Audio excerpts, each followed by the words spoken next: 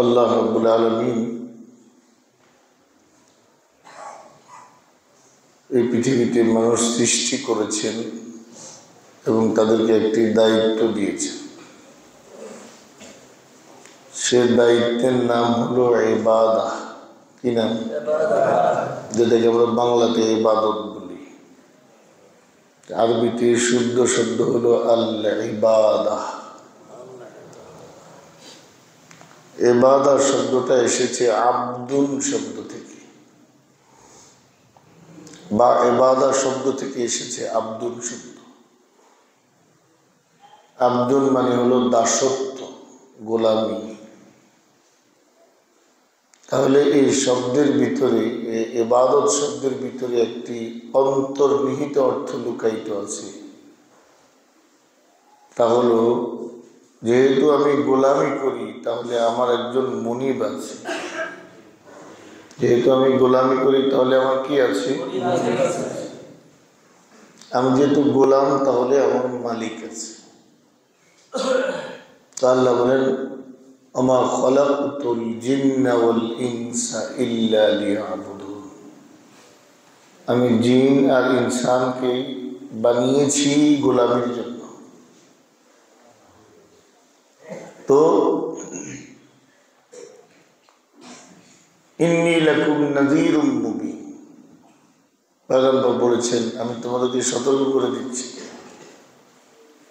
আমি তোমাদেরকে ভীত সন্ত্রস্ত করছি, তোমাদের অন্তরে ভয় জাগানোর চেষ্টা করছি যে মালিকের গোলাম তোমরা, সেই মালিকের নাফরমানি করো না, মালিকের গোলামি করো। তো আমাদের যেহেতু মালিক আছে আর আমরা যেহেতু গোলাম, তো গোলামের আর পেরেশানি কি? আমার তো মালিক আছে, আমি পেরেশানিতে পড়লে মালিকের কাছে বলবো। আমার যেহেতু মালিক আছে, আমি যেহেতু তার গোলাম, তো আমার সমস্যা হলে আমি তার কাছে বলবো। আমি অসুস্থ হলে আমি তার কাছে বলবো, আমি বিপদগ্রস্ত হলে তার কাছে বলবো। যেহেতু তিনি আমার মালিক, তো যা লাগে তার থেকে নিয়ে নিব। এটা একেবারে সহজ একটা কথা, কিন্তু এই কথাটাই মুমিনের অন্তরে ঢুকতেছে না, যে তার একজন মালিক যেহেতু আছে। যে মহিলার মনে করে স্বামী আছে, তো ওই মহিলা আরেক মহিলাকে বলতেছে, দিয়ে দিব তোমার এই সকালে টাকা নিয়ে যাই, বেটির কাছে কিন্তু চাইরানো নাই, দিয়ে দিব বলছে কেন? ওই যে স্বামীর থেকে নিয়ে দিয়ে দিব। এই জন্য কোন মহিলা নাকি বলতেছে, স্বামীকে বলতেছে, আমাদের 5,000 টাকা হাওলাত দাও, স্বামীকে দিয়ে দিব। কত কবে দিয়ে দিবা? তুমি বেতন পাইলেই দিয়ে দিব। তুমি যখন বেতন পাই, বেতন তোমার 5,000 টাকা তোমার দিয়ে দিব, আমার দিবে না তখন। তো মহিলার পেরেশানি নাই, মার্কেটিং করে এখানে যায় ওখানে যায়, কারণ তার স্বামী আছে। ওই স্বামীর থেকে নিয়ে নেয়, চলো আজকে এত টাকা দাও, কালকে এত টাকা দাও, পরশু এত টাকা। একজন কোনো অফিসের ক্লায়েন্ট, সার্ভিস হোল্ডার, চাকরি করছে, তো বস থেকে নিয়ে দিয়ে দেবে, নিয়ে নেবে। একটা বিশ্বাস, বসের কাছে বললে দিবে। তাহলে ভাই, এদের কারোর সাথে কারো কিন্তু গোলাম মালিকের সম্পর্ক না। স্বামীর সাথে স্ত্রী কি গোলাম আর মালিকের সম্পর্ক? স্বামী আর স্ত্রী, এখানে ভাই আর বোন, এখানে দোস্ত আর দোস্ত। তো সেখানে আমার ভিতরে একটা ভরসা কাজ করে, নিয়ে নিব, এর থেকে নিয়ে নিব, এর থেকে নিয়ে নিব, এর থেকে।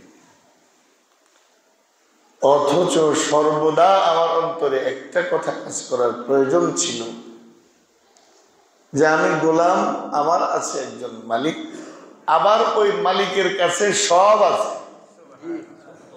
বলেন, ওই মালিকের কাছে আবার তিনি চাইলে খুশিও হয়।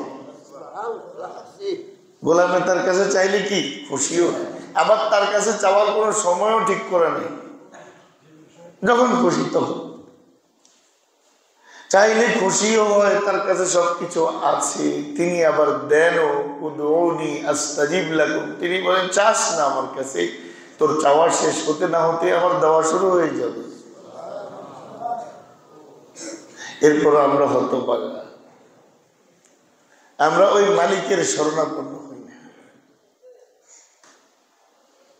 আমরা ওই মালিককে ছেড়ে আরেক গোলামের কাছে দৌড়াই। আমি গোলাম, দৌড়াই আরেক গোলামের কাছে। এই অপমান করে, লাঞ্ছিত করে, পায় না। 2-4 ঘন্টা বসে থেকে বেইজ্জতি হয়ে চলে গেছে। আমি বলি না দুনিয়ার কারো কাছে যাওয়া যাবে না, যেতে তো হবে। আপনি ব্যবসা করেন, আপনাকে তো মার্কেটে যেতে হবে। আপনি ক্ষেত খামার করেন, আপনাকে খেতে যেতে হবে। কিন্তু মনে রেখেন, আপনার ব্যবসায় যা আসে, ক্ষেত থেকে যা ফসল আসে, এগুলো খেতে দেয় না, দোকানে দেয় না, এগুলো দেয় কে? আপনি আগে তার কাছে বলেন। আপনি ক্ষেতের দিকে রওনা করবেন, আগে ক্ষেতের মালিকের কাছে বলে যান, মালিক আমি জমিনের দিকে যাচ্ছি, আজকে ফসল লাগাবো, তুমি বরকত দিয়ে দিও। আল্লাহ আমি ডাক্তারের কাছে যাচ্ছি চিকিৎসা নিতে, তুমি ডাক্তারের মাথায় আমার সুস্থ হওয়ার মতো ঔষধ ঢেলে দিও। ওষুধের নাম তার মাথায় ঢেলে দিও, তার অন্তরে ঢেলে দিও, যাতে সে আমাকে সঠিক ট্রিটমেন্ট দিতে পারে। কি বলেন ভাই, ডাক্তাররা কি সবসময় সঠিক ট্রিটমেন্ট দিতে পারে? রোগও তো ধরতে পারে না। পরীক্ষার পর পরীক্ষা সব শেষ করে বলে বুঝলাম না, সমস্যা তো পাই না। এখন রুগী কয় আপনার সমস্যা পান আর না পান, আমি তো পেটের মধ্যে ব্যথা পাইতেছি। কি তো সমস্যা কিচ্ছু না থাকলে ব্যথা আসে করতে? বুঝি না। অমুক প্রফেসরের কাছে যান, অমুক খানে যান, বা অমুক দেশে যান। তাহলে ডাক্তার শেফা দাতা না, সুস্থ কর্মেওয়ালা কে? আগে চেম্বারে যাওয়ার আগে ওই হসপিটালের নিচের মসজিদটাতে 2 রাকাত নামাজ পড়ে যান,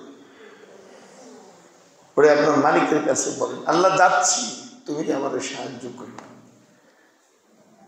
প্যারা নবী জনাবে মুহাম্মদুর রাসূলুল্লাহ সাল্লাল্লাহু আলাইহি ওয়াসাল্লাম যখন ঘর থেকে বের হতেন, জিহাদের সফরে যাবেন, হাজার হাজার সাহাবী অপেক্ষমান, সবাই দাঁড়িয়ে আছে, নবী বের হবেন, রওনা। আল্লাহ নবী হুজরাত থেকে বের হয়ে সোজা মসজিদে 2 রাকাত নামাজ, দোয়া, রওনা। আবার জিহাদ থেকে বিজয়ী হয়ে ফিরে আসছেন, ঘরওয়ালা সবাই অপেক্ষমান, নবী ঘরে আসবে, হুজুর সোজা মসজিদে 2 রাকাত নামাজ, তারপর ঘরে। সাহাবারা রাসূলুল্লাহ যাওয়ার সময় নামাজ, আসার সময় নামাজ, কারণ হুজুর বলেন, যাওয়ার সময় আমি আল্লাহর কাছে 2 রাকাত নামাজ পড়ে সাহায্য চেয়ে গেছি, আর আসার সময় 2 রাকাত নামাজ পড়ে আল্লাহ যে আমাকে সাহায্য করেছে তার শুকর আদায় করেছি। এই না জিন্দেগি?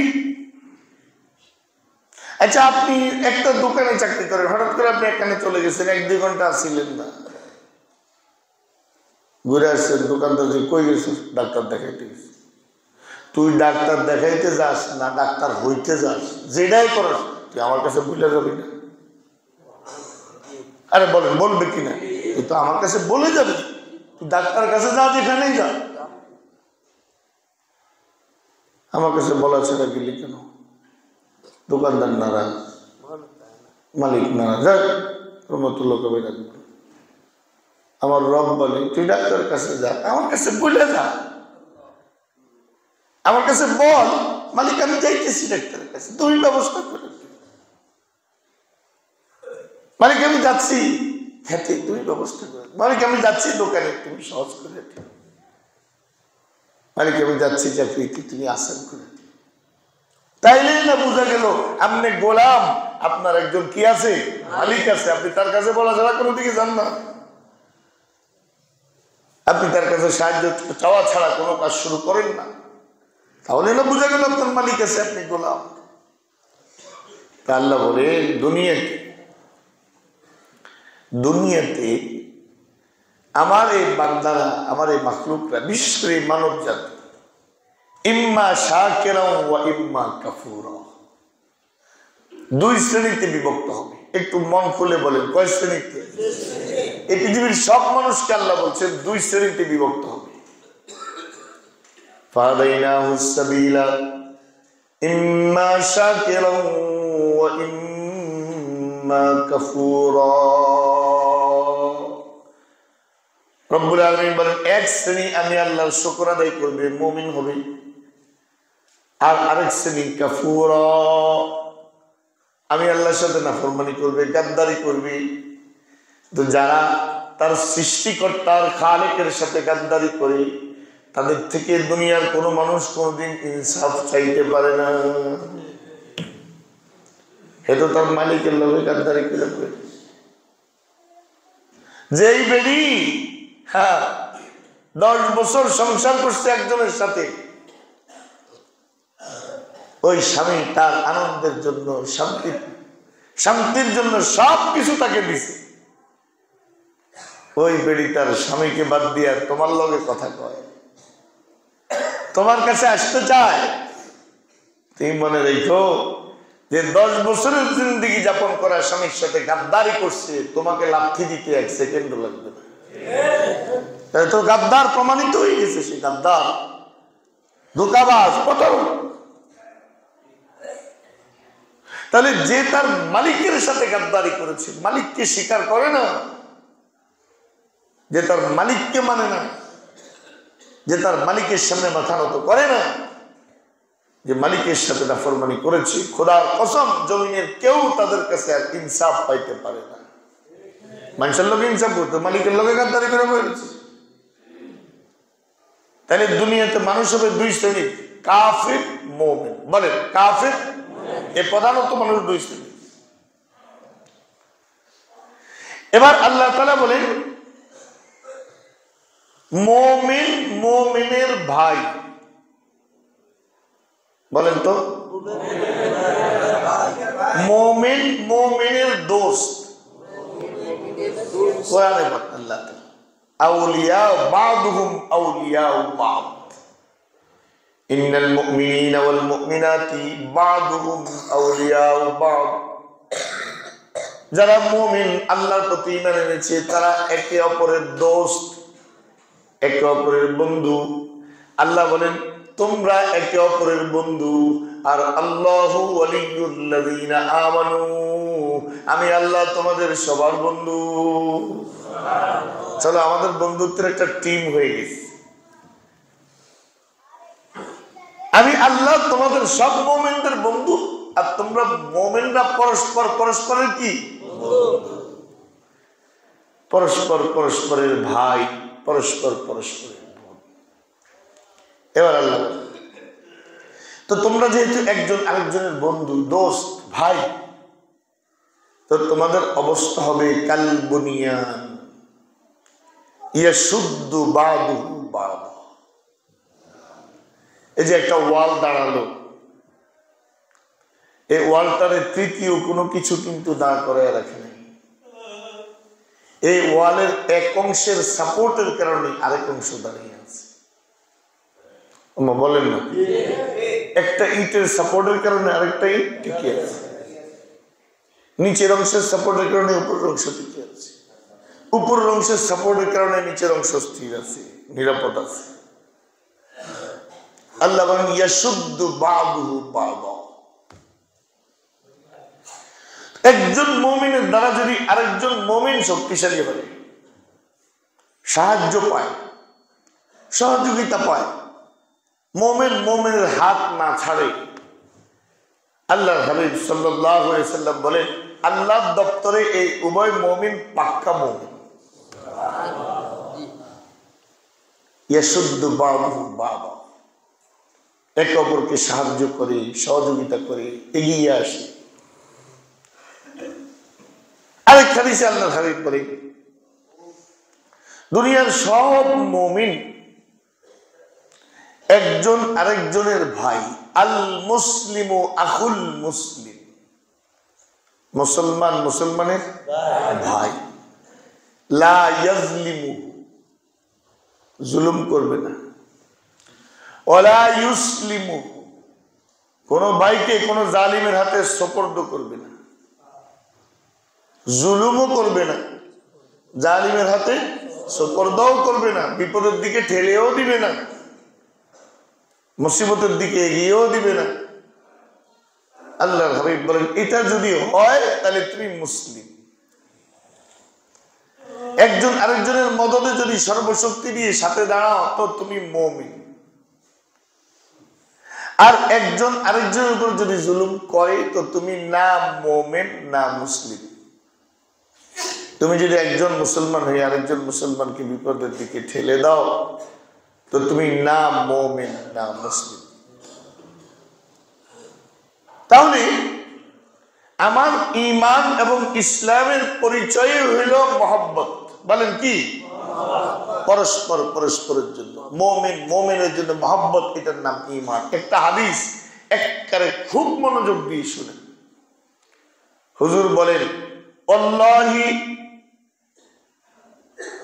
লা তাদখুলুল জান্নাতা হাত্তা তুমিনু ওয়া লা তুমিনু হাত্তা তাহাব্বু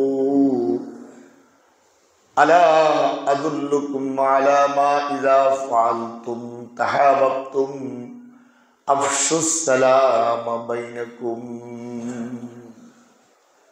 দেখেন হাদিসটা বুখারী শরীফের, বড় মন দিয়ে হাদিসটা আবার শুনেন। হুজুর বলেন আল্লাহর কসম, আমার নবীটা এমনি সত্য বলে।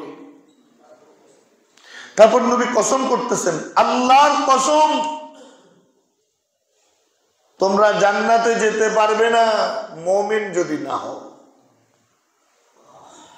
লা তাদখুলুল জান্নাতা হাত্তা তুমিনু, লা তাদখুলুনাল জান্নাতা হাত্তা তুমিনু। দোনো ভাবেই পড়া যাবে।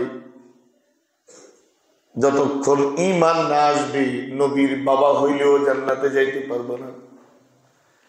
যতক্ষণ ঈমান না আসবে নবীর বিবি হইলেও জান্নাতে যাইতে পারবে না।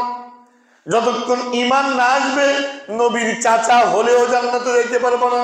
যতক্ষণ ঈমান না আসবে নবীর ছেলে হলেও জান্নাতে যেতে পারবে না। ঠিক নেই? নূহ আলাইহিস সালামের ছেলে যাবে জান্নাতে? যখন ডুবে যায় তখন নিজের অন্তরের সবটুকু ভালোবাসা উজাড় করে বাবারে ডাক দিছে, বাবা আমাকে বাঁচাও, বাবা আমাকে বাঁচাও। নূহ আলাইহিস সালামের দিলে সন্তানের ভালোবাসার জোয়ার এসে গেছে। রব্বি ইন্না ইবনি মিন আহলি ওয়া ইন্না ওয়াদাকাল হক ওয়া আনতা আহকামুল হাকিমিন। আয় আল্লাহ তাআলা, এটা তো আমার ছেলে, কাফের হলেও আমার ছেলে। ইন্নাহু মিন আহলি ইন্না ওয়াদাকাল হক, তুমি ওয়াদা করছো আমার পরিবারের বাঁচাইবা, আমার ছেলে। আমার ছেলে তো ডুবে যাচ্ছে, আমার কাছে সাহায্য চাচ্ছে আল্লাহ। তুমি আহকামুল হাকিমিন, একটা ব্যবস্থা করে দাও। ও ভাই, আল্লাহ কি বলে দেখে? আল্লাহ তাআলা বলেন ইন্নাহু লাইসা মিন আহলিক, না রক্ত তোমার ঠিক, ছেলে তোমার না। কারণ নবীর ছেলে রক্ত দিয়ে সাব্যস্ত হয় না, নবীর সাথে পিতৃত্বের সম্পর্ক স্থাপন হয় ঈমান দিয়ে, ঈমান দিয়ে, রক্ত দিয়ে না, নসব দিয়ে না। ইন্নাহু লাইসা মিন আহলিক, তোমার ছেলে না। নূহ আলাইহিস সালাম জিজ্ঞাসা, আল্লাহ তো এটা আমার ছেলে না, কেমনে? আল্লাহ কয় ইন্নাহু আমালুন গায়রু সালিহ, তার আমল ঠিক নাই। বলেন না, তার আমল সঠিক রাস্তা নাই। তুমি যে রাস্তার জন্য রাত দিন দাউতু কওমি লাইলা ওয়া নাহারা, রাত দিন একাকার করে মেহনত করছো, সে তো এটার উপরে নাই, সে তো তোমার দাওয়াতের উপরে নাই, সে তো তোমার রিসালাতের উপরে নাই, সে তো তার ঈমানের উপরে নাই। ইন্নাহু আমালুন গায়রু সালিহ। এবার নূহ আলাইহিস সালাম আরো কিছু বলতে চাচ্ছিলেন। আল্লাহ কয় লা তাসআলনি মা লাইসা লাকা বিহি ইলমুন ফালা তাসআলনি মা লাইসা লাকা বিহি ইলমুন। নো, এতক্ষণ তুমি কাফের ছেলের জন্য দোয়া করেছো, আমি মেনে নিয়েছি, কিচ্ছু বলি নাই তোমারে, এখন তো মানা করলাম, এবার যদি আবার দোয়া করো, আবার হাত তোলো, লা তাসআলনি মা লাইসা লাকা বিহি ইলমুন, যে বিষয়ে তোমার ধারণা নাই, জানো না, এ বিষয়ে আমার কাছে কিচ্ছু বইলো না। কাফেরের ব্যাপারে আমার কাছে কোনো সুপারিশ চলে না। নূহ কয় কিতাম, আল্লাহ আমার সন্তানের জন্য ভালোবাসার কারণে হাত তুলছি। আল্লাহ কয় তোমার যদি ভালোবাসার প্রবলেম হয়, আমি আল্লাহর ব্যক্তিত্বের প্রবলেম, কারণ কোনো কাফেরকে আমি ছাড় দেই না। তোমার সম্পর্ক সমস্যা হইলো ভালোবাসার, আর আমি আল্লাহর সম্পর্ক হলো গায়রতের, আমার শানের, আমার রুবুবিয়তের, আমার উলুহিয়তের সম্পর্ক। কাফেরকে আমি ছাড় দিতে পারি না, দিব না। এবার আল্লাহ কয় ইন্নী আউযু বিকা আন তাকুনা মিনাল জাহিলিন, এরপর যদি হাত বাড়াও তাহলে আমি আল্লাহ নবুয়তি ছিনিয়ে নিয়ে তোমাকেও তোমার কাফের সন্তানের পাশে দাঁড় করায় দিতে পারি, তোমাকেও তার পাশে দাঁড় করায় দিতে পারি। খবরদার। সঙ্গে সঙ্গে নূহ আলাইহিস সালাম বলেন রব্বি ইন্নী আউযু বিকা মিন আন আসআলাকা মা লাইসা লি বিহি ইলম। আয় আল্লাহ, আমি তোমার কাছে মাপ চাই, রব্বে কারীম আমারে মাফ করে দাও, হাজার সন্তান ডুবে যাক, তুমি নারাজ হও না, আমার সন্তান চলে যাক, তুমি নারাজ হও না, কিচ্ছু লাগবে না, তুমি খুশি থাকো, তুমি গুসা হয়ে না, মালিক আমি ভুল করে ফেলছি, আমি তোমার কাছে আশ্রয় চাই, মাপ চাই। তাহলে আল্লাহর কাছে নবীর সন্তান ঈমান ছাড়া কোনো মূল্য নেই, নেক আমল ছাড়া কোনো মূল্য নেই। নবীর বিবি নূহ আলাইহিস সালামের বিবি, লূত আলাইহিস সালামের বিবি, হযরত নূহ তো পয়গম্বর ঠিক ছিল, কিন্তু মা সন্তানের ভালোবাসায় কুফরির রাস্তায় চলে গেছে। মা সন্তানকে সাপোর্ট দেওয়া শুরু করছে, সন্তান বা সন্তানের দিকে ঝুঁকে গেছে। আল্লাহর গজবে ওই পানির স্রোতে প্লাবনে নূহের বিবিও শেষ, সন্তানও শেষ, নিজের স্ত্রীকে বাঁচাইতে পারে।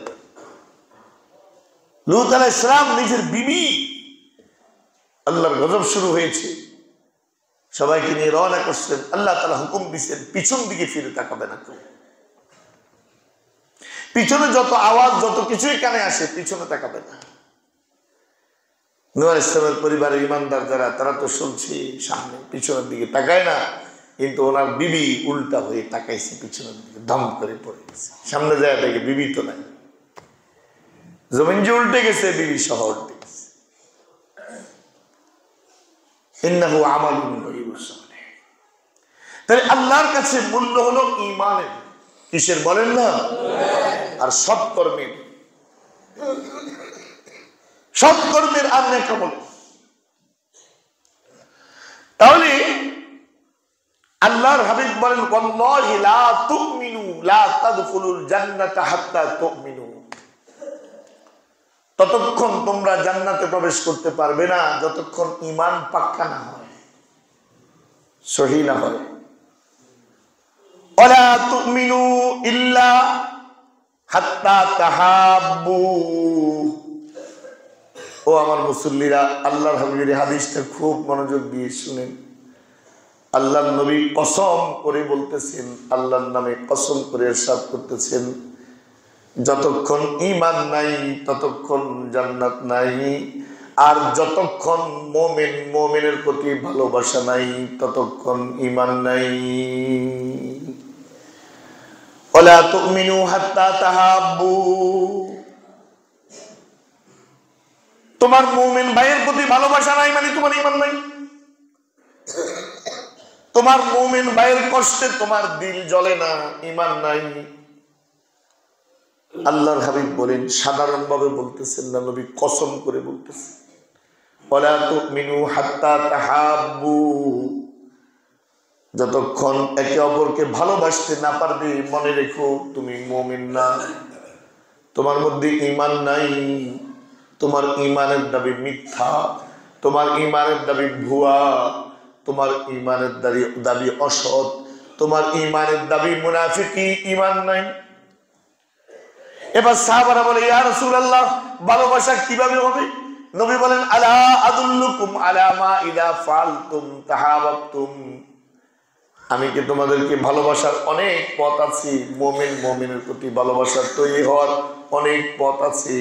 তার মধ্যে একটা ছোট্ট পথ হলো আফশুস সালাম বাইনাকুম, যেখানে যার সাথে দেখা হয় শুদ্ধভাবে সুন্দরভাবে সালাম দিও, আমি আল্লাহ দুইজনের মধ্যে ভালোবাসা তৈরি করে দিব। ডাক্তার আমাদের খুব মহব্বতের ডাক্তার, এখন অবসরে গেছেন, পিজিতে একটা বিভাগের বিভাগীয় পদার্থ ছিলেন। তিনি বলেন, আমি একদিন ডিউটি শেষ, একটু জায়গা, অতিরিক্ত জায়গা নিয়ে বসিয়েন না, হ্যাঁ, একটু ভিতরে ভিতরে অতিরিক্ত জায়গা নিয়ে বসেন না, একটু ফাঁকা করে সুন্দর করে মিলে মিলে সুন্দরভাবে বসেন, যাতে অন্যরা ঢুকতে পারে, জায়গা হয়। কারণ সবাই চায় নিচে নামাজ পড়তে, আগে আসুক পরে আসুক, তো একটু সুযোগ থাকলে অন্যদেরকে সুযোগ দেন, তাহলে তারা ঢুকে বসতে পারবে। মসজিদের দান বক্সের কথা বলতেছে আব্দুল বাতেন, ইনশাআল্লাহ আসবে আপনাদের সামনে, খেয়াল করেন, আল্লাহ সবাইকে খেয়াল করার তৌফিক দেন। একদম ভালো করে দেখে শুনে ছেঁড়া নোটটা দিবেন, কোনো অসুবিধা নেই, আমরা এটা চালাইতে পারি, কোনো সমস্যা, আমরা এই দায়িত্ব লইয়া বয়ে রয়েছি, দিয়ে সবচেয়ে ছেঁড়া নোটটা দিয়ে, যেটা 2 মাস ধরে পকেটে লইয়া ঘুরছেন, কোনোভাবে চালাইতে পারেন না, এটা বড় মসজিদ আলাদা সুন্দর চালাই দিবে, কোনো অসুবিধা। তো আমার ভাইরা, এখন ওই ডাক্তার বলে, হঠাৎ করে আমি ডিউটি শেষ, আমি মানে কাপড় চোপড় ঠিক করে আমি হাতে ঘড়ি টড়ি সব পড়তেছি, বের হয়ে যাব, এই সময় একটা রুগী, অ্যাক্সিডেন্টের রুগী নিয়ে আসছে। তো আমার বলতে, স্যার স্যার স্যার রুগীটা খুব ক্রিটিক্যাল, অবস্থা খুব ক্রিটিক্যাল। আমি দেখো অন্য ডাক্তারদেরকে বলো, আমি তো থকে গেছি, একদম ক্লান্ত হয়ে গেছি, আমার সময় হচ্ছে, আমি চলে যাচ্ছি। হঠাৎ করে আমার সামনে দিয়ে রুগীটাকে নিচ্ছে, তার চেহারার দিকে তাকা, পিছিয়ে পিছিয়ে আমি দৌড় দিচ্ছি, সাথে সাথে তার সাথে দৌড় দিয়ে অপারেশন থিয়েটারে ঢুকছি, কাজ শেষ করছি। আমার কয়েকজন আলেম আমরা একসাথে বসা, জানেন আমি কি লেগে দৌড় দিচ্ছি? কিচ্ছু না, আমি হসপিটালে প্রত্যেকদিন জোহরের নামাজ হাসপাতালে মসজিদে পড়তাম, আর এই ছেলেটাও বাইরে কোথাও কি যেন হয়তো করতো, হাসপাতালের দিকে আসতো, একই সময় ক্রস করতাম, আর বহুত সুন্দর করে আমার সাথে সালাম দিত, মানে অনেকেই তো সালাম দিত, কিন্তু তার সালামটা আমার কাছে অন্যরকম, একদম সহি সুন্দর, সুন্দর করে মায়া করে একটা সালাম দিত। এই জন্য এই সে আহত এই হসপিটালে এসে চলছে, আমি পোশাকের চিন্তাও করিনি, আমি তার পিছু পিছু দৌড় দিচ্ছি, অপারেশন থিয়েটার চলে গেছে। তাহলে আমার সাথে বলেন, ঈমান নাই জান্নাত নাই, বলেন। আর মুমিনের প্রতি ভালোবাসা নাই, ঈমান নাই। আবার বলেন, আবার বলেন। তাহলে মুমিনের প্রতি ভালোবাসা আছে, কি আছে? আর ঈমান আছে তো কি আছে? হাদিসটা এমন হাদিস যে নবী আল্লাহর নামে কসম করে বলতেছে। তাহলে মুমিন মুমিনকে মহব্বত করা, মুমিন মুমিনকে ভালোবাসা, মুমিন মুমিনের সহযোগিতায় এগিয়ে আসা, এগুলোর নাম ঈমান, বলেন এগুলোর নাম ঈমান। আর মুমিন মুমিনের ক্ষতি করা, মুমিন মুমিনকে অপদস্থ করা, মুমিন মুমিনকে লাঞ্ছিত করা, মুমিন মুমিনকে হত্যা করা কুফরি, কুফরি। আমার নবী বলেন, সিবাবুল মুসলিমি ফুসুকুন ওয়া কিতালুহু কুফরুন, কোন মুমিন মুমিনের উপর আঘাত করা কুফরি, কুফরি, কুফরি। খালিদান ফিহা আবাদা, তার স্থান চিরদিনের জন্য জাহান্নাম। আমাইয়াতুল মুমিনাম মুতাআম্মিদান ফাজাযাউহু জাহান্নাম খালিদান ফিহা। রব্বুল আলামিন বলেন, যে কোন মুমিনকে হত্যা করবে, ইচ্ছা করে হত্যা করবে, ফাজাযাউ জাহান্নাম, তার প্রাপ্য হইল জাহান্নাম, খালিদান ফিহা, চিরদিন এই জাহান্নামের আগুনে সে চলবে। ওয়ালা ইয়াকতুলুনান নাফসাল্লাতী হারামাল্লাহু ইল্লা বিল হাক্কি ওয়ালা ইয়াজনুন। যারা কোনো মুমিনের গায়ে আঘাত করে, কোন মুমিনকে আহত করে, কোন মুমিনকে মারে, অপমান করে, লাঞ্ছিত করে, আল্লাহ বলেন তুমি আমি রহমানের গোলাম না, আমি রহমানের রহমতের সাথে তোমার কোনো সম্পর্ক নেই, তোমার সাথে আমার রহমানের কোনো বন্ধুত্ব নেই। ও মুমিন ভাইরা, ও মুমিন ভাইরা, আপনার সমাজে আপনার পাশে, আপনার পাশের ঘরে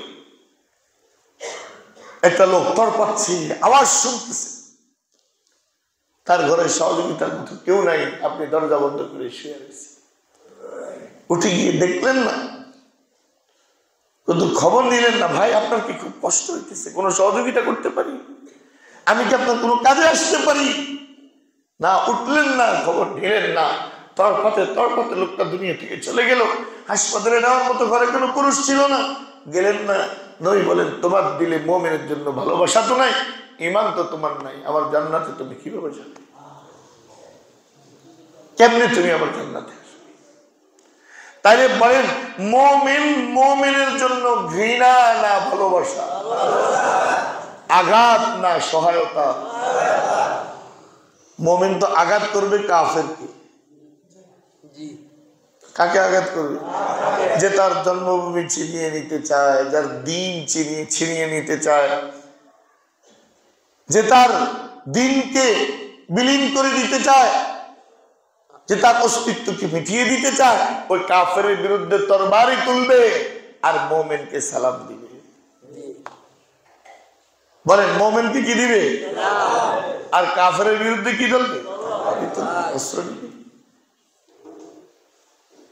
আল্লাহ তাআলা বলেন কাতিলুহুম, লড়াই করো কাফের বিরুদ্ধে, ইউআযিবহুমুল্লাহু বিআইদিকুম, তোমাদের হাত দিয়ে আল্লাহ তাদেরকে সাজা দিবেন, ওয়ায়ুখজিহিম, তাদেরকে অপদস্থ করবেন, ওয়ায়ানসুরকুম আলাইহিম, তোমাদেরকে তাদের উপর বিজয়ী করবেন, ওয়ায়াশফি সুদুরা কওমিন মুমিনিন, তোমার অন্তরকে আল্লাহ প্রশান্ত করবেন, ওয়ায়ুযহিব গায়যা কুলুবিকুম, এবং তোমার অন্তরে জমে থাকা ক্ষোভ আল্লাহ করে সব ঠান্ডা করে দিব যখন কাফের বিরুদ্ধে অস্ত্র ধরবে।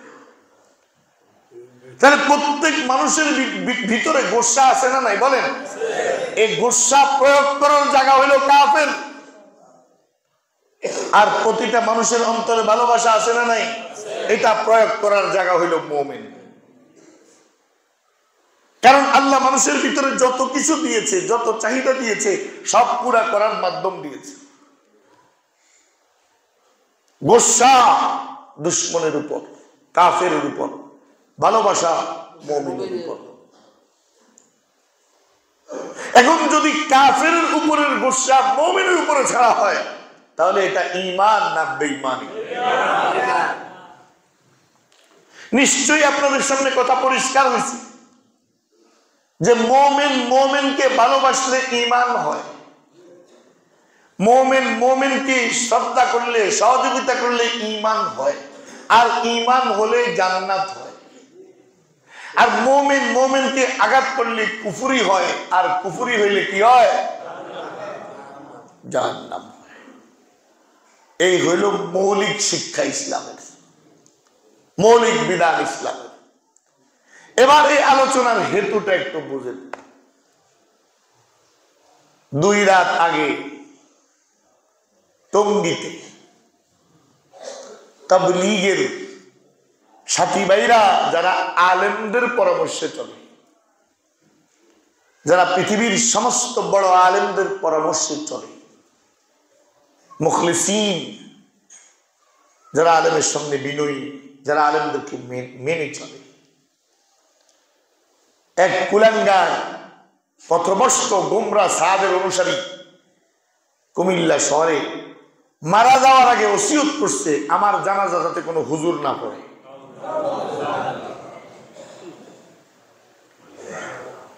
গতকাল রাত্রে আমাদের চট্টগ্রামের হুজুর আল্লামা নুরুল হক সাহেব গতকাল রাত্রে আমাদের এই মাহফিলের আগে একসাথে বসা বলতেছিলেন যে বেটা ছেলে আসা আমার পাও ধরে কাঁদতেছে যে হুজুর আমার আব্বা কেমনি গুমরা হইল, কত বস্তু হইল, কোনো আলেম যাতে জানাজা না পড়ে, হয়ে গেছে। এই দুনিয়াতে কোনো আলেম ভালো না। এখন হুজুর আপনারা একটু জানাজাটা পড়াইবেন, কতটা বিদ্বেষ এদের অন্তরে। অথচ আমার রাসূল বলে গেছেন ইন্নাল উলামা ওয়ারাসাতুল আম্বিয়া। চলো তুমি কারো বাপের লগে তোমার লেনদেন আছে, তো বাপ দুনিয়া থেকে চলে যাওয়ার পর এই লেনদেন নিয়ে কার কাছে যাবে? ওয়ারিসের কাছে। বলেন কার কাছে? তোমার সাথে নবীর কোনো কাজ আছে, তো নবী নাই, নবীর ওয়ারিসের কাছে যাও। সিদ্ধান্ত নবী দিয়ে গেছে। তো এরা অনেকেই হাকিকত জানেন না, তো না জেনে মনে করে দুই পক্ষ মারামারি করছে। একটু মন দিয়ে শুনেন, জানা প্রয়োজন। দেশের এটা এখন বড় সমস্যা। আর গতকালকে দৈনিক নয়া দিগন্তে পুরা পৃষ্ঠাব্যাপী রিপোর্ট করেছে, এটা এখন আর তাবলীগের কোন পক্ষের ঝগড়া না, বরং 2016 সালে অনন্ত জলিল যে ল্যাংটা সিনেমা বানায়, সে তার বন্ধু সৈয়দ ওয়াসিফ কুলাঙ্গার ওয়াসিফের ছেলে ওসামা, দুইজন আর আরেকজন সরাসরি মোসাদের এজেন্ট একসাথে গিয়ে ইসরায়েলের গোয়েন্দা প্রধান মোসাদের সাথে গোপন বৈঠক করে রয়ের প্রধানের সাথে সমন্বয় করে মাস্টার প্ল্যান তৈরি করে আসছে। গতকাল নয়া দিগন্তের রিপোর্ট ডকুমেন্ট সহ এবং একাধিক টেলিভিশন চ্যানেল একেবারে ডকুমেন্ট সহ রিপোর্ট করছে তারা কিভাবে যাচ্ছে ইসরায়েল মোসাদ প্রধানের সাথে কিভাবে বৈঠক করছে। বলেন তো তাবলীগের কোন সাথীর সাথে মোসাদ প্রধানের কোন কাজ থাকতে পারে? বলেন বলেন, আল্লাহর জন্য বলেন থাকতে পারে? রয়ের প্রধানের সাথে কোনো কাজ থাকতে পারে? প্ল্যান ওখান থেকে করে আসছে 2016-তে। এরপর থেকে শুরু হলে অস্থিরতা, এরপর শুরু হলোই আমার ভাইরা আগে আগে যা হয়েছে তা তো হয়েছে। 2018 সালে কি হয়েছে আপনারা জানেন? হাজার হাজার ছাত্র আহত, পঙ্গু, দুইজনকে তখনও জবাই করে দিচ্ছি, মেরে ফেলছি, কোনো মামলা হয় নাই। আমাদের ওলামায়ে কিরাম মারকাজে যখন পরামর্শে বসেছেন, তারা একটা মামলা করবো কার বিরুদ্ধে? চলো আল্লাহর কাছে কাঁদি, আল্লাহ তাদেরকে তওবা নসিব করে। তারা যদি ফিরে আসে, ওই যে মানুষগুলো মারা গেছিল তাদের আওলাদদেরকে জিজ্ঞেস করছে তোমাদের কি মত? আমাদের আব্বা তো আল্লাহর রাস্তায় জান মাল নিয়ে গেছে, আল্লাহর জন্য জান গেছে বাস, কিন্তু তওবা এদের নসিব হয় নাই। 2024-এ এসে দুইজনের জায়গায় চারজন। আমাদের আলামিন ভাই কুমিল্লা শহরে আইসিইউতে, গরিব মানুষ, টুপি বেচত, টুপি ডিসি অফিসের পিছনে বসে রাস্তায় টুপি বেচত, দ্বিতীয় বাচ্চাটারে পড়াইতো। আজ 3 দিন আইসিইউতে, জ্ঞান ফিরে নাই, এমন প্রমাণ কমাইছে। 2018-তে আমাদের মাওলানা হুসাইন আহমদ সাহেব শরীয়ত বাদশাহ মোহতারি, ওনার ছেলে বলছে ভাই আমার মারিস না, আমি হাফেজে কোরআন। তারা চিৎ করে শোয়া তার সিনার মধ্যে লাথি দেয়া কর, তোর কোরআনটারও খাইছে, তোর কোরআনটারও খাইছে, তোর সিনার ভিতরে কোরআন রাখতাম। এরা কোনোদিন মুসলমান হতে পারে না, এরা মুসলমান হতে পারে। এখন কি হলো? এই তেমনি গভর্নমেন্টের সব উপদেষ্টা উভয় পক্ষকে নিয়ে বসলো, আল্লাহর জন্য কথাগুলো শুনে, আল্লাহর জন্য। আপনারা বলবেন তাবলীগের 2 গ্রুপের ফারাফারি, আমরা হই না কি করব? তাবলীগ কোন ব্যক্তি বিশেষের আমল না, তাবলীগ হলো তামাম পয়গাম্বর এবং পুরো উম্মতের আমল। এই জন্য আপনার ঈমানের জন্য আপনাকে শুনতে হবে, বুঝতে হবে, এটা সবার আমল, এটা সবার ফরজ, সবার কর্তব্য, সবাইকে করতে হবে। রাজনীতির মধ্যে অস্থিরতা হয়েছে, এই জন্য কি রাজনীতি নিষিদ্ধ হয়েছে? কথা বলেন না কেন? কোন দলকে নিষিদ্ধ করা হয়েছে? ছাত্রলীগকে নিষিদ্ধ করা হয়েছে, হত্যার কারণে, জুলুমের কারণে এদেরকে রাষ্ট্রীয়ভাবে আইন করে নিষিদ্ধ করে দেওয়া হয়েছে। কিন্তু তাই বলে তো বাংলাদেশে প্রচলিত রাজনীতি নিষিদ্ধ হয়ে যায় না। সুতরাং তাবলীগে এসে কেউ যদি গুন্ডামি করে, তাবলীগ এসে যদি নিরীহ মানুষের উপর আঘাত করে, আক্রমণ করে, ঘুমন্ত মানুষকে জবাই করে দেয়, এরা নিষিদ্ধ হতে পারে, এদের ব্যাপারে বলতে পারেন। কিন্তু দ্বীনের পবিত্র আমল, মহান আমল তাবলীগের ব্যাপারে তো আপনি মুসলমান জবান খুলতে পারেন না। তাবলীগের সব কাজ বন্ধ করে দাও। আরে কয় কি? তাবলীগ ছাড়া তুই মুসলমান থাকবে কেন? আল্লাহ দ্বীনের প্রচার ছাড়া তুমি ইমানদার থাকবে কেন? তো আমার ভাইরা, বসলো উপদেষ্টারা, বসে সিদ্ধান্ত করছে ইজতেমা দুই ভাবে হবে, দুই ভাগে। জানুয়ারি মাসের 30, 31 আর ফেব্রুয়ারির 1, এই 3 দিন ইজতেমা করব আমরা। আর ফেব্রুয়ারির 8, 9, 10 ইজতেমা করবে তারা। আপনারা তো জানেন টঙ্গীর মাঠটা কি ছোটখাটো মাঠ? এই মাঠটা তৈরি করতে 4-5 মাস মেহনত করা লাগে। তো যেহেতু প্রথম পর্ব আমাদের, তো ইজতেমার মাঠে থেকে মেহনত করে মাঠ তৈরি করতে হবে আমরা। তো ইজতেমার আগে একটা 5 দিনের জোড় হয় পুরান সাথীদের। আপনারা জানেন পুরনো সাথীদের এটাও ইজতেমার প্রস্তুতির জোড়। তো উপদেষ্টারা সিদ্ধান্ত দিচ্ছে যেহেতু মাঠ প্রস্তুতির কাজ আলেমরা করবে, ছাত্ররা করবে, সুতরাং তাদের জোরটা তারা টঙ্গীর মাঠে করুক, আর তোমাদের 5 দিনের জোরটা তোমরা দিয়াবাড়ি মাঠে করো। কোন মাঠে? দিয়াবাড়ি, বিশাল বড় মাঠ, ওখানে করো। তোমাদের তো মানুষ এমনিতেই কম, তারপর ওখানে করো। কারণ এখানে যদি তোমরা জোর করার জন্য ভিতরে ঢুকো তো তাদের কাজের ব্যাঘাত ঘটবে। ইজতেমার জন্য তারা মাঠ প্রস্তুত করবে কিভাবে? সময় তো কম, কারণ সিদ্ধান্ত নিতে তো দেরি হয়ে গেছে, আপনারা সবাই জানেন। কিন্তু আমার মুরাদনগরবাসী, আল্লাহর কসম, এই সাদিয়ানি সাদের অনুসারীদের উদ্দেশ্য যদি তাবলীগ হইতো, তাহলে তারা যেখানে ওয়াদা করে আসছে উপদেষ্টাদের সাথে দিয়াবাড়িতে করবে, তো তাদের জোর তারা সেখানে করে সেখানে বসে আল্লাহর কথা বলতো। কিন্তু এদের উদ্দেশ্য তো তাবলীগ না, এদের উদ্দেশ্য তো হলো অন্য কিছু। যদিও সাধারণ নিরীহ অনেক মানুষ না বুঝে তাদের পিছনে গেছে, কিন্তু নেতৃস্থানীয়দের সম্পর্ক তো মুসাব আর রয়ের সাথে এই দেশ থেকে ইসলাম বিদায় করার জন্য। যেটা আমি আপনাদেরকে বলছি গতকাল নয়াদিগন্তের রিপোর্ট সহ অন্যান্য পত্রিকাগুলোর রিপোর্ট। এতদিন তো বলছেন মৌলবীরা আন্দাজি মারে, এখন এই সাংবাদিকদেরকে জিজ্ঞেস করে শুধুমাত্র মুসলমান সাংবাদিক না, এটা হিন্দু, তার নাম পিনাকি ভট্টাচার্য, পিনাকি হিন্দু, সে পর্যন্ত ভিডিও পোস্ট করতে বাধ্য হয়েছে যে এরা কারা ডকুমেন্ট সহকারে দেখে নিন পিনাকির ভিডিও। সে একটা হিন্দু, এই জমানার আবু তালেব যেমন কাফের থেকে নবীর সহযোগিতা করছে, ওই এরকম এদের অবজারভেশন গুলো দেখেন কি আসতেছে। তো এরা করলো কি না, তাদের দাবি 7 সাপকে আসতে দিতে হবে, আর তাদেরকে ইজতেমার মাঠেই জোর করতে দিতে হবে। রাতে ছুটে গেছে সার্জিস আর হাসানাত টঙ্গীতে। তারা যেখানে অবস্থান করতেছিল সেখানে গিয়ে তাদের সাথে সাক্ষাৎ করে, তোমাদের দাবি কি? আমাদের দাবি 7 সালের বিশাল নিষেধাজ্ঞা তুলে নিতে হবে, আর টঙ্গীর মাঠেই আমরা জোর করবো। তো তারা না এখন মাঠে, তোমরা মাঠে ঢুকলে মারামারি হইব নি, কেন তোমরা মাঠে দেবা? আমরা জোর এখানে করবো। ঠিক আছে, তোমরা যেহেতু এই জায়গায় থাকবা, এখান থেকে মুভ করবা না। আপনারা সার্জিসের ভিডিও দেখেন আমার কথা সত্যতা প্রমাণ করার জন্য, হাসানাতের স্ট্যাটাস দেখেন।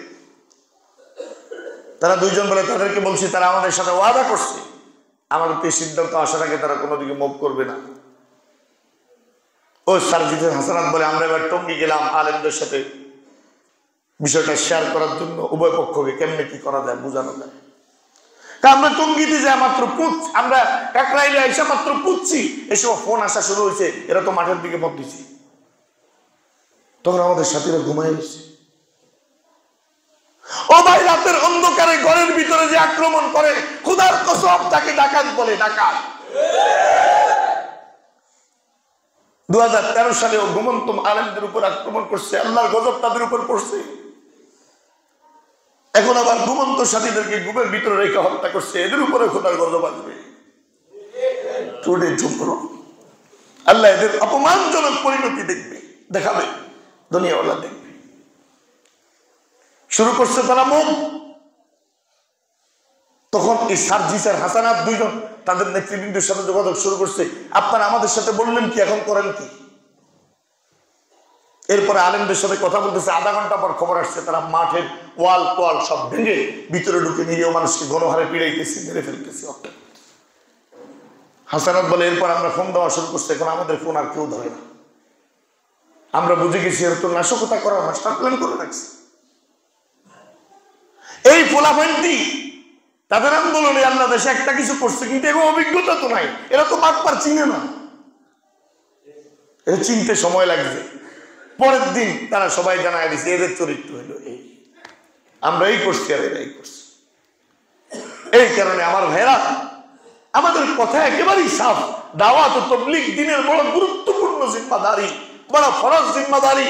এই জিম্মাদারি পালন করা ছাড়া আল্লাহর কাছে যাওয়ার কোনো সুযোগ নাই, মুক্তি পাওয়ার কোনো সুযোগ নাই। সুতরাং এই জিম্মাদারি নষ্ট করার জন্য যে ষড়যন্ত্র হচ্ছে, মোসাদের ইন্ধনে, ভারতের ইন্ধনে, রয়ের ইন্ধনে, সাদিয়ানি গ্রুপ মানা সাদের অনুসারী পথভ্রষ্ট গুমরাহ, এদের ব্যাপারে সিদ্ধান্ত আমাদের সাফ। এদের কার্যক্রম এই দেশে নিষিদ্ধ ঘোষণা করতে হবে। এরা এখন আর তাবলীগের কেউ নাই, এরা সন্ত্রাসী বাহিনী হয়ে গেছে। গতকাল ডিসির সামনে, আমি তখন ডিসির সাথে কথা বলতেছিলাম প্রায় আধা ঘন্টার উপরে, আমরা যখন মিছিল শেষ করে ডিসি অফিসে গেছি, ডিসির সামনে দাঁড়িয়ে পুলিশের ঊর্ধ্বতন কর্মকর্তা, গোয়েন্দা সংস্থার কর্মকর্তারা বলতেছে, আমরা তাদের 5-6টা গাড়ি আটকাইয়া যাওয়ার সময় তাদের গাড়ি থেকে অস্ত্র শস্ত্র, রামদা, কিরিচ এগুলো উদ্ধার করছি। আমরা তাদেরকে জিজ্ঞেস করছি কোথায় যাও, আমরা টঙ্গীর মাঠে জোরে যাই। তো জোরে গেলে তোমাদের বিছানাপত্র কই? কি কথা বলেন না? জোরে গেলে তোমাদের বিছানাপত্র কই? তাহলে এরা কি জোরে গেছে না সন্ত্রাসী করার জন্য? সন্ত্রাস করার জন্য। এই জন্য এদের কার্যক্রম নিষিদ্ধ করা। তবে এখনো পর্যন্ত সুখবর হলো, মামলা তো ঢাকায় হয়েছে। এই মামলায় তাদের এক কুলাঙ্গার মুয়াজ বিন নূরকে গ্রেফতার করা হয়েছে। আমাদের কুমিল্লায় আমরা 550 ব্যক্তির তালিকা করছি, কুমিল্লার সবগুলো উপজেলায়। ইনশাআল্লাহ শনি অথবা রোববারের মধ্যে আমরা মামলা করবো, মার্ডার কেস করবো। নিহতদের পরিবারের পক্ষ থেকে বাড়িয়ে তারা মামলা রুজু করবে। কোনোভাবে 2018-তেও তারা নৃশংসতা দেখিয়েছে, 24-এও দেখিয়েছে। বোঝা গেছে এরা কিলার বাহিনী, এরা সন্ত্রাস বাহিনী, এরা রয়ের এজেন্ডা এই দেশে বাস্তবায়ন করতে চায়, এরা ইসরায়েলের মোসাদের এজেন্ডা এই দেশে বাস্তবায়ন করতে চায়। কিন্তু খোদার কসম এদের ষড়যন্ত্র সফল হবে না এই জমিনে ইনশাআল্লাহ। আমরা আমাদের দেশ স্বাধীনতা এবং ঈমান রক্ষায় যত ধরনের কর্মসূচি পালন করা দরকার তৈরি আছি তো ইনশাআল্লাহ। আল্লাহ আমাদের সবাইকে তৌফিক দান করে সকল ষড়যন্ত্র থেকে মুসলিম উম্মাহকে আল্লাহ তাআলা রক্ষা করে। সুন্নাত পড়ে ইনশাআল্লাহ। সুবহানাকাল্লাহুম্মা ওয়া বিহামদিকা।